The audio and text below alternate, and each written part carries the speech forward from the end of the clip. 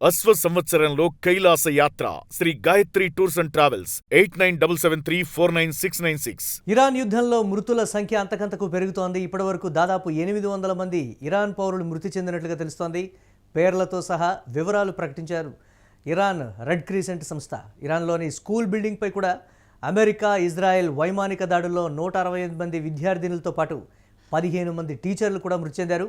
మరణించినటువంటి 165 మంది విద్యార్థినులకు సామూహికంగా సమాధిని ఏర్పాటు చేసినటువంటి ఫోటోలు, దానికోసం ఒకే చోట 165 మందిని సమాధి చేసేందుకు తవ్వినటువంటి గోతుల ఫోటోలు కూడా సోషల్ మీడియాలో విడుదల చేసింది ఇరాన్ మంత్రి అబ్బాస్. అలాగే విద్యార్థినుల అంతిమయాత్రలో భారీగా ఇరాన్ ప్రజలు పాల్గొన్నారు. వేల సంఖ్యలో ఇరాన్ వీధుల్లో జనం గుమికూడారు.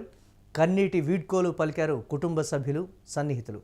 దీనికి సంబంధించి మరిన్ని అప్డేట్స్ మా కరెస్పాండెంట్ సతీష్ అందిస్తారు. సతీష్, 165 మందిని సమాధి చేస్తున్నటువంటి, అంటే ఒకే చోట మనం యూటీవీ స్క్రీన్ మీద ఎక్స్క్లూజివ్గా చూస్తున్నాం. ఆ సమాధికి సంబంధించినటువంటి విజువల్స్ను కూడా, అలాగే ఫోటోలను కూడా సామాజిక మాధ్యమాల్లో విడుదల చేసినటువంటి పరిస్థితి ఉంది. ఇరాన్ అందరూ కూడా కన్నీటి పర్యంతమవుతున్నటువంటి సిచ్యువేషన్. ఇరాన్లో ఇలాంటి పరిస్థితి ఉంది అని అద్దం పడుతున్నటువంటి ఒక ఎగ్జాంపుల్గా కింద దీన్ని చూడొచ్చు. ఏంటి అప్డేట్స్, ఏంటి ఓవరాల్గా ఏ విధంగా ఉండబోతుందంటారు దీనికి సంబంధించి?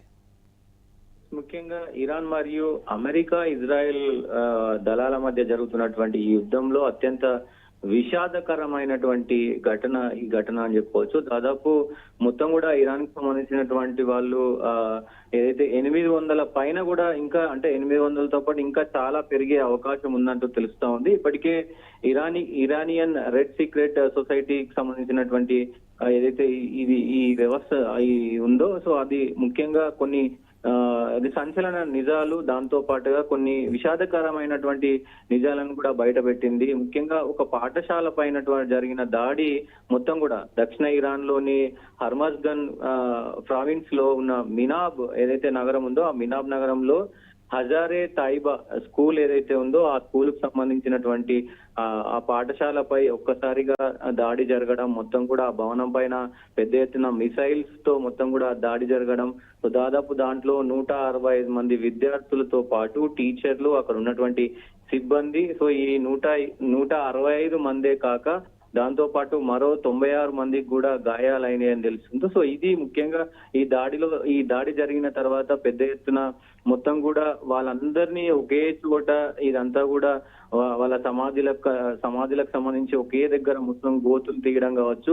ప్రపంచ వ్యాప్తంగా ఈ ఫోటోలు మాత్రం ఒకంత సంచలంగా మారుతా ఉన్నాయి. ఇది ఒక విషాద గాథ అంటూ కూడా చాలా మంది పోస్టులు చేస్తా ఉన్నారు, కామెంట్స్ చేస్తా ఉన్నారు. దీనికి మొత్తం కూడా, ఈ ఘటనకి మొత్తం కూడా అమెరికా, ఇజ్రాయెల్ మారణకాండ అంటూ కూడా ఆవరించినటువంటి పరిస్థితి అయితే ఉంది. ముఖ్యంగా ఇరాన్ విదేశాంగ మంత్రి సయ్యద్ అబ్బాస్ ఒక రకమైనటువంటి ఎమోషనల్ పోస్ట్ పెడుతూ కూడా దీనికి సమాధానం, దీని ప్రతిరూపం అంతా కూడా అమెరికా, ఇజ్రాయెల్ చేసినటువంటి కుట్ర అంటూ కూడా చెప్తున్న పరిస్థితులు కనబడుతున్నాయి. దాంతో పాటుగా మొత్తం కూడా దీనికి సంబంధించినటువంటి ఏదైతే అంతిమ యాత్ర ఉంటుందో, ఆ అంతిమ యాత్రలో ఇరాన్ కు సంబంధించినటువంటి వేలాది మంది ప్రజలు వీధుల్లోకి వచ్చి కన్నీటు వీడ్కోలు అయితే పలికిన పరిస్థితి కనబడతా ఉంది.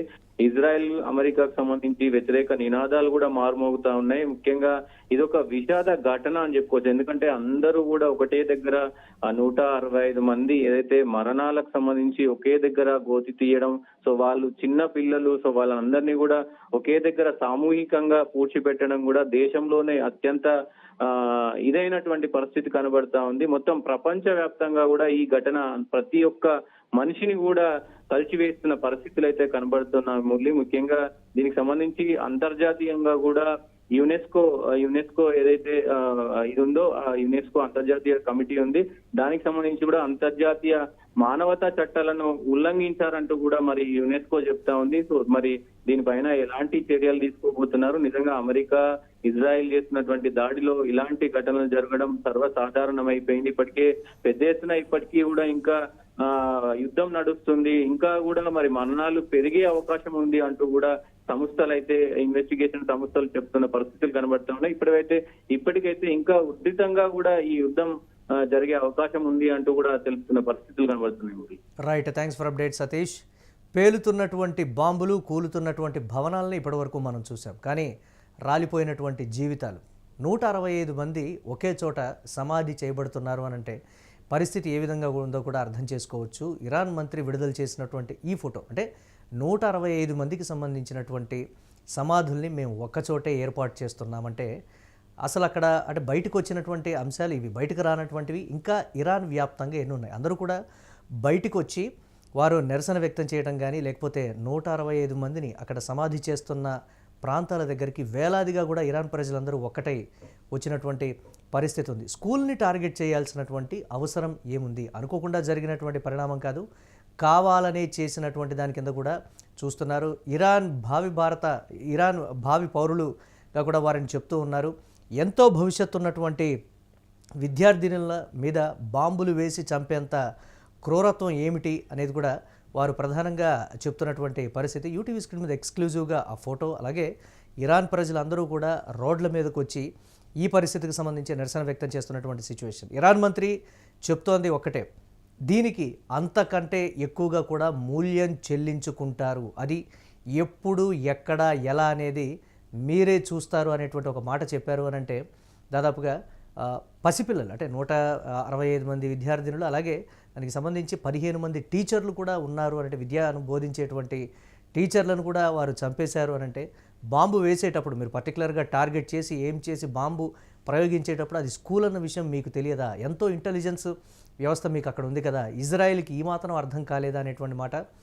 మీరు అమెరికాకు సంబంధించి కావచ్చు, లేకపోతే ఇరాన్కు సంబంధించి రాజకీయ నాయకులు, లేకపోతే ఖమేనీ లక్ష్యంగా మీరు దాడులు చేస్తే దీన్ని వేరే విధంగా చూసేవాళ్ళమేమో, కానీ మీరు దుశ్చర్యకు పాల్పడ్డటువంటి ఈ ఘటనకు సంబంధించి భారీగా మీరు మూల్యం చెల్లించుకుంటారు, పరిణామాలు ఏ విధంగా ఉంటాయో మీ ఊహకు కూడా అందవు అనేటువంటి మాట కూడా చెప్తున్నారంటే ఇరాన్లో అద్దం పడుతున్నాయి. ఈ ఒక్క అంశమే కాదు, చాలా వరకు కూడా ఇరాన్లో ఉన్నటువంటి మిగతా నగరాల్లో కూడా వాస్తవ పరిస్థితులు అంతకన్నా దుర్భరంగా ఉన్నాయి అనేటువంటి మాట. ఒక స్కూల్లో కాబట్టి వారి పూర్తి వివరాలు, ఎంతమంది చనిపోయారు అనే డీటెయిల్స్ అన్నీ కూడా తెలిసినటువంటి పరిస్థితి ఉంది. కానీ కూలినటువంటి భవనాల్లో ఆ శిథిలాల కింద ఎంతమంది చిక్కుకొని పోయారు, అసలు ఆ భవనాల్ని ఖాళీ చేయమని చెప్పినప్పటికీ కూడా కొంతమంది ఖాళీ చేసే లోపలే అక్కడ బాంబ్ బ్లాస్ట్ జరిగే భవనాలన్నీ నేలమట్టమైనటువంటి పరిస్థితుల్ని క్లియర్ కట్గా చూసినటువంటి సిచ్యువేషన్ ఉంది.